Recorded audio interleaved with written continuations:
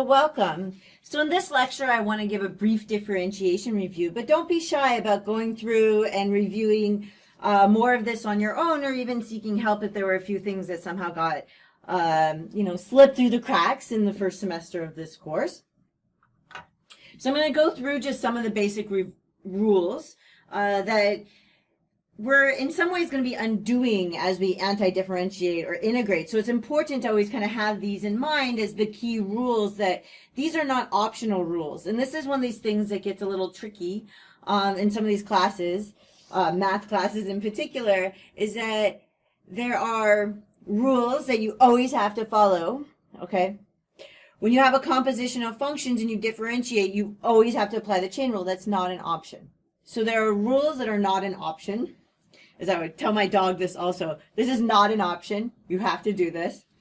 And then also, there are rules that, well, they're not rules. Actually, they're methods or tricks that, oh, maybe in this particular circumstances is going to work well.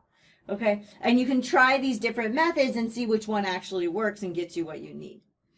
But so it's important to kind of keep this straight, that they're like the no option rules that you have to follow, and you have to do certain things in certain circumstances. And then there are tricks that are kind of, you put in your toolkit and you try them to see if that's the correct way to solve a problem. And I'll try to emphasize when something is a no option rule. Okay, so this is called the power rule. This is going to be how we're going to differentiate. So we're going to have the power rule. It's what we use when we differentiate polynomials, because we also use the linearity of the derivative. So how does this work? If I have x, so my variable to some power k, how do I differentiate that? I write kx to the k minus 1. So let's do an example to remind us of how this works. So example. So I'm going to take the function f of x equals 3x squared plus 8x to the 7/3. And then I have plus pi. And then I have x to the minus 2. And finally I have the square root of x. Okay, and so now what I want to do, so I can just do these one at a time. So if I want to take the derivative with respect to x, so I have df dx, then I have, well, okay, so for this one, I have 3, and then I have times, and now I write 2x to the 2 minus 1, right? And then I have 8 times, and then I have to bring down the 7/3, x to the 7/3 minus 1, which in this case I'm just going to write it as 3 over 3 to make it easier to see what we're doing. But again, I'm just subtracting 1. And then I'm going to write, and now how do we take the derivative of a constant? Pi is a constant. It's a funny constant, but it's a constant, so the derivative of that is just 0.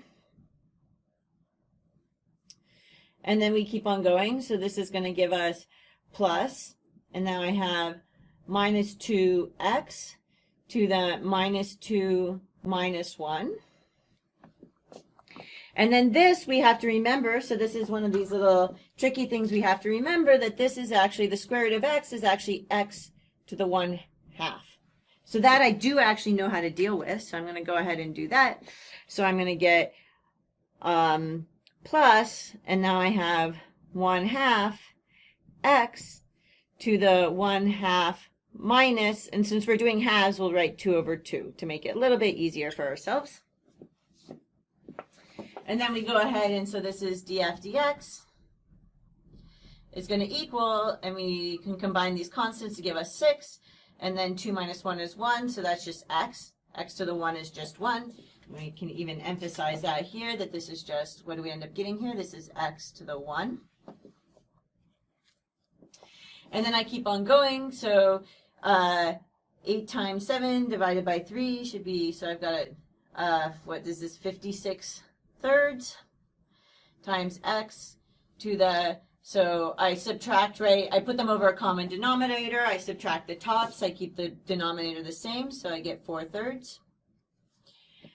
And then I keep going, and I get, so the 0, by now, we just kind of drop that out, we don't worry about it anymore, so then I can write minus 2x to the minus 3, and then as I get over here, so now I have plus 1/2 x to the 1/2 minus 2 over 2. Again, this is over a common denominator. I'm taking 1 minus 2 divided by 2. So that's over the common denominator. So I end up getting minus 1/2. And that would be my final answer for this. And then I check to make sure on my notes that I didn't do anything silly, because professors also sometimes do something silly. Sometimes do silly things.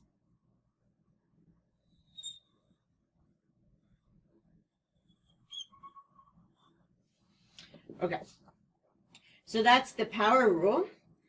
We also have, the next one we have is the product rule.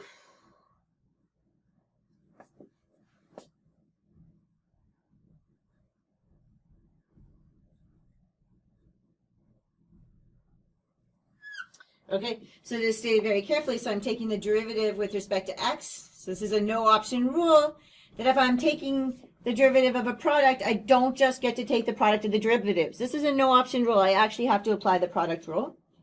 So I get f dg dx plus g df dx. Okay, so let's do an example using these new derivatives we just learned. So I'm going to have the derivative with respect to x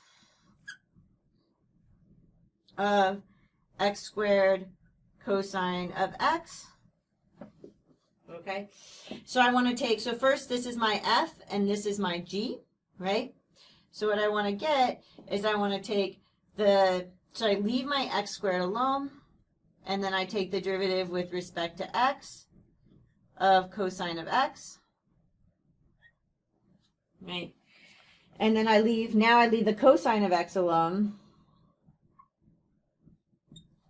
And then I want to take the derivative with respect to x of x squared. And what I'm going to end up getting is I'm going to get, so I have x squared left alone. This is minus sine of x, so I get minus x squared sine of x. This is going to give me 2x squared, so I'm going to get plus 2x squared, and then we left the cosine of x alone. Notice that I just swapped the order of these just to make it clear that none of this is inside of the cosine function. That's one of the tricky things with the cosine function. Okay. So this is the power rule and the product rule. We also have the quotient rule.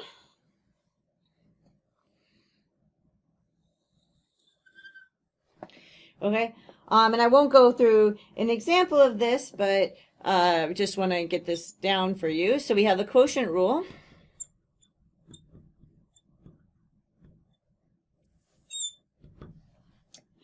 So this is the one that says if I take the derivative with respect to x of, and now I have the function f divided by the function g. And then there's this cute way to remember this, which is low d high minus high d low all over low squared. So I have low d high minus high d low all over low squared. Okay? And then the last one is the chain rule. And one, okay, so the chain rule says,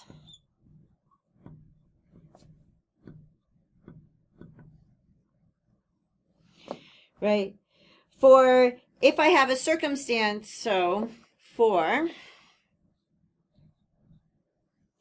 and then I have like an outside function,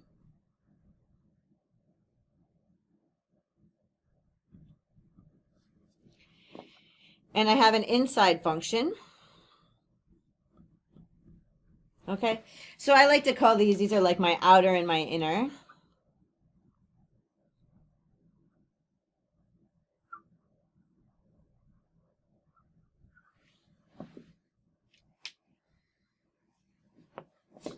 then I like to write, so I have dx is going to equal of f composed with g. So it's going to look like f of g of x.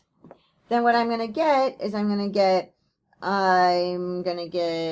so this is the same thing as the derivative of y with respect to x, which is the same thing as dy du over du dx.